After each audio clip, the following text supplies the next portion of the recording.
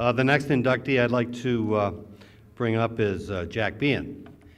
And if you read any of Jack's bio in the programs tonight, I think you'll see what amazing accomplishments he has achieved as a coach and the number of players that he's coached that have gone on to success in not only college but the NHL. And his resume is phenomenal to say the least. And very, very deserving award tonight for Jack to be inducted into the St. Louis Amateur Hockey Hall of Fame.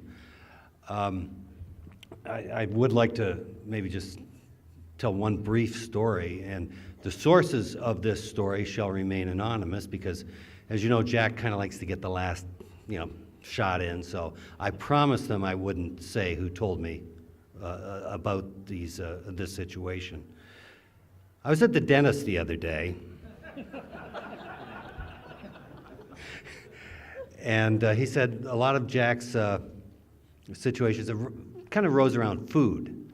Well, as coaches, we've always had kids that maybe just didn't work out, and you hate to think you made a kid quit, but maybe he just didn't see eye to eye with you. Maybe he didn't like your approach, vice versa, and the kid maybe quit. So, unfortunately, as coaches, we probably all have been responsibility for kids quitting. But I don't think there's any coaches here tonight that have been responsible for waitresses quitting their job. Go to the Ram's Head restaurant in Detroit. After a game, late night, Jack had the team with dinner and breakfast on his mind, and he ordered dinner and got a pancakes kicker, if you might think about that. And by the time the pancakes arrived and he was ready for them, they had gotten cold. So he called the waitress over by bringing his glass with empty ice cubes like he's been known to do.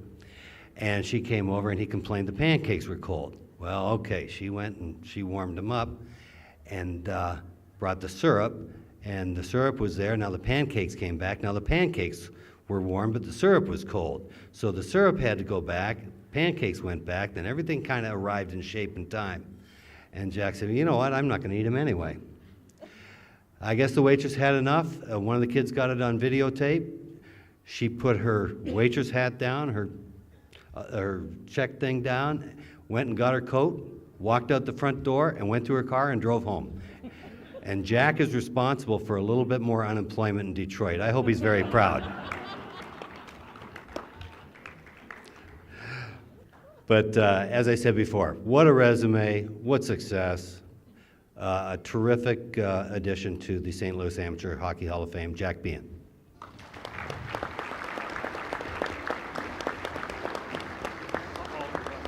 Thank you.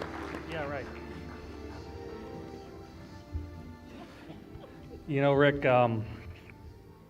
Rick has always been one of the great kidders in the St. Louis hockey community. He always had a little barb to go at something somewhere, and I just this is my speech, okay? So this doesn't count on my time limit, all right? I was coaching Parkway South. Rick was coaching CBC. CBC had a great team that year. We kind of had an up-and-coming team. We were getting better and kind of starting to challenge the big dogs. And first game of the year, they beat us 10-1.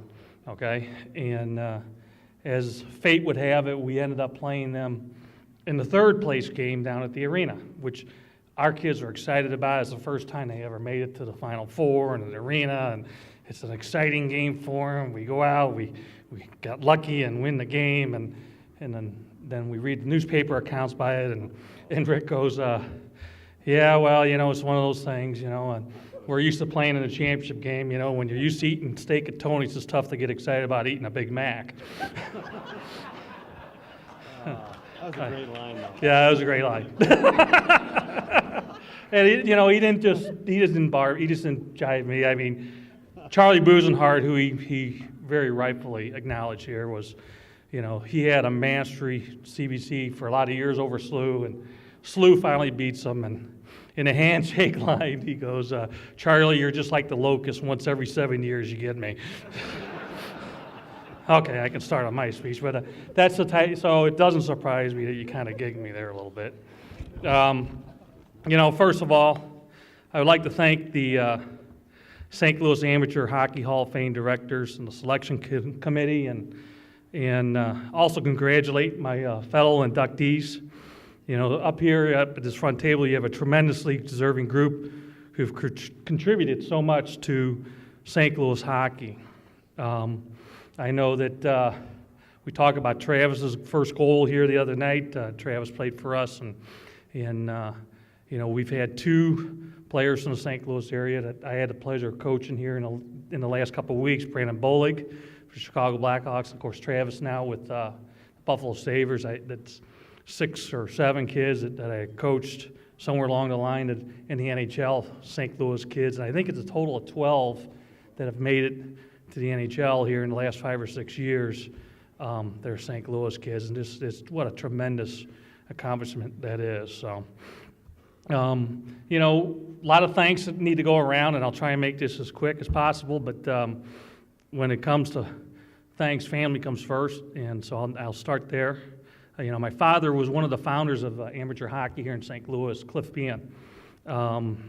And he was one of the guys that was out there originally at the old Steinberg rink, getting the show on the road here. And I just, I learned a lot from him, not only in life, but it's in hockey, to be a teacher and a passion for the sport. And I just wonder what he's thinking about St. Louis hockey right now. So now my mom, who is here tonight, 93 years young.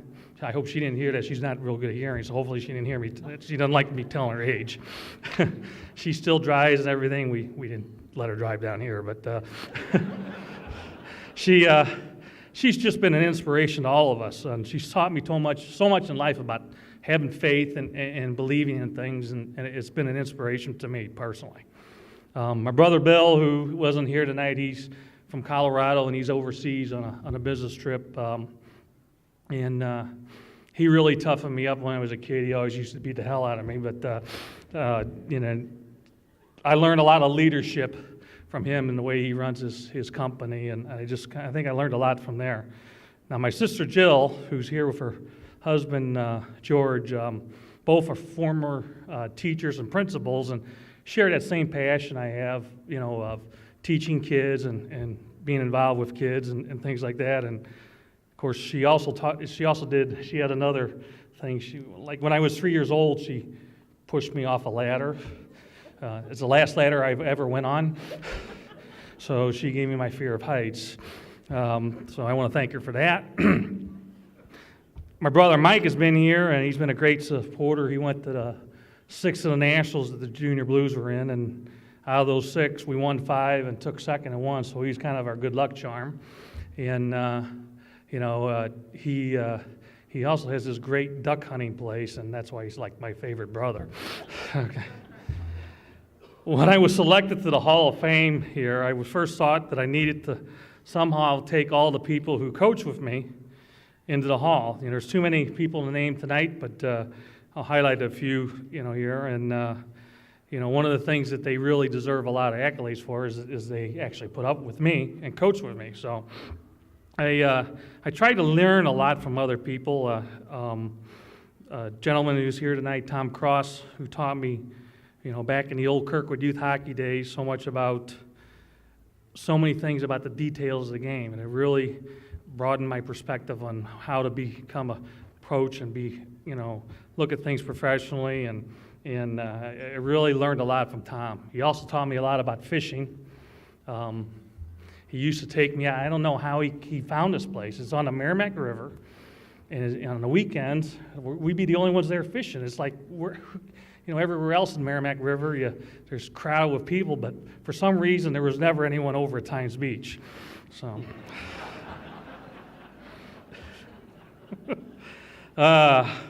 Steve Dwell, who I haven't seen here tonight, but he was a guy who was very funny, and I enjoyed my 9 years at South. He continued there for 13 years, after that for 22 years, well beyond when his kids graduated, and he really taught me about having fun out there coaching. A good friend here tonight, Dave Garth, who at first was a rival coach. and then a friend, and we did a lot of things together with in business, with hockey camps and the breakaway hockey schools and leagues and different things. And what I learned from him is the one thing Dave taught me is how to imprint his personality into a team. He had a great gift to do that. His teams were always disciplined, tough to play against, and I really learned a lot from that. One thing about Dave, though, is I guarantee if you walked up to him right now, he's lost one of three things today: his phone, his wallet, or his car keys. So a lot of things you learn. Once I made it to, before I get to that, there was another program here in town that some people did a lot of hard work with Kevin Truman, Larry Boyd, and Larry Helwig in the 5 or 6 years that the Missouri Storm program was there. We took a Pee Wee team to Canada every year and competed in AAA tournaments with kids that were not on the AAA team and went up and competed, did real well. And a lot of those kids, made it up to AAA in different programs. And I think like 12 or 13 of those Pee Wee kids are playing Division I hockey right now. It's just amazing what's happening here in St. Louis. At that point, I went to the Junior Blues and I really worked with some great hockey guys. One of the first coaches that coached with me, along with Doc, was Robbie Shear, who always stressed the little things for the players. And then Mike Hazelton came in, who constant defensive concepts and practice paid such huge dividends in games. And then we had Nathan Hucker, who a former player of ours, and the players love. He's a great hockey guy, a great sense of humor. Tom Winkler, a good friend of mine, and who gave, when he was there a couple of years, he gave our practices a great approach and diversity. And then J.P. Bielston, who has taken over the team for me. He coached with us for 1 year. He was such a great advocate for players, and he had these crazy roller hockey power plays that just worked great. So he enjoyed all these guys. And, of course, the guy that really stands out is Doc Runco, who a close friend, coached all 12 years with me with the juniors. And Doc has that gift of being able to look at things through the eyes of a kid. And his perspective always kept me on point with the kids. I remember, to give you an example, one day after practice, I'm walking out of the rink and I hear a car burning rubber and screeching and hauling out of the park, and I just knew it was one of our players. And in fact, a bunch of our players standing there watching and laughing. And I'm cussing, and which one of you guys, who was that? And, it was Doc in his new Camaro.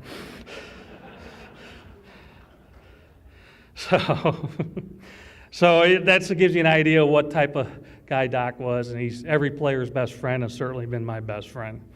Of course, the entire staff of the Junior Blues are amazing. General managers Nick Carousel and Frank Steckler. Steckler was always great. I'd hand him a bill, and it would be an instant volcanic eruption. Always a lot of fun. And then Jim Jost Jr., who had that sense of humor and easy to get along with, and was wonderful to work with for all those years. It's just, without Jim, I don't think I'd have made it those 12 years. A lot of people go into it, trainers like John Karen and George McNichols and Huey, who's here, Mike Hefner. Our PA guy, Bob Carroll, the late Jack Berry and Roy Rosen, who were our gold judges for a long time. But that whole program, it starts and ends with Mr. Jost, who made my situation with the Junior Blues just an absolute coach's dream. We sure had a lot of fun in those years. Traveling can bring back some memories. You go through an airport and you remember things. And we were talking about this, a few weeks ago about, we had the Rude twins who were a little off center. When they get on an airplane, they take the gum out of their mouth and put it on the side of the airplane. When they got off, they turn around and look and see if it made it through the whole flight. Yeah, just little crazy fun things. I had Corey Spradling, who on a travel weekend that was just all messed up. We had a nice storm. We missed our flight, and our flight was canceled, so they booked us into Detroit on 2 different flights. And the first flight, we get there, Doc and I go get the vans, we come back, and Corey's in the police office. And so I go over to the police office, and Barney Fife is there. He says, what we had here was a complete breach of security. And I'm going, well, what did he do? Well, he rode the carousel bin. Okay, and so it's just fun things you have with kids that age. Yeah, I hear the music. Okay, don't worry about it. It's getting there. So then we get to things like one last little quick story. On the road, you got this hotel we check out of, and Jim's like, this manager is getting in an argument with him, and it's like, I come over, what's the problem? And he accused our team of stealing the cardboard life-size thing of Martin Mull. I said, there's 4 other teams here. What are you talking about? And, he says, my kids wouldn't do that. So we leave, and a couple hours later, we're on the bus. I go back to the restroom in the back of the bus, and I open the door, and there's Martin Mull. So that was just a lot of fun what we have. So I had one of the biggest questions I've had asked of me is, out of all these teams that you've had of different degrees of success, what was your favorite, what was the most whatever, and they all were. We had 2 teams at Kirkwood, the first to make it to regionals with the Bantams and the Midgets, and then we had Parkway South to win the 2 state championships, which it was pretty cool. We were the last team to win at the arena, and then the first team to win at the Scott Trade. And then with the juniors, 5 national championship, the first one being the very first national championship ever won by a St. Louis team. And that wasn't that long ago. It was 2004, and think of all the different champions we've had since then. To give you an idea where hockey has gone.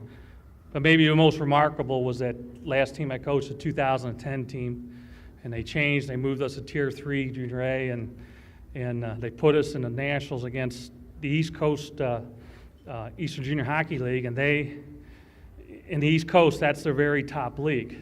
Like in the Midwest, you have the USHL and the North American Hockey League, and then us, and at the junior level, and so it'd be like the Cardinals playing, or the Yankees playing the Cardinals AA Farm Club in the World Series. So we go up there, and amazingly, that group of kids came together, and they beat in the semifinals. The Monarchs was a 3-time defending national champs. That team had 14 Division I players who played 6 months later in Division I. And then in the national championship game, the South Shore Kings, which had 9 Division I players and 2 guys who were drafted in the NHL, including a first-round pick, just a couple months later in June. And, we had a bunch of kids. They're very talented, but they were not really at that level. But they really came together and they believed. And that's probably the most interesting thing about all the things I learned about the different things in hockey. The thing that maybe got us over the top is they believed. And I go back to where I learned that from my mom. So it's kind of an interesting circle there.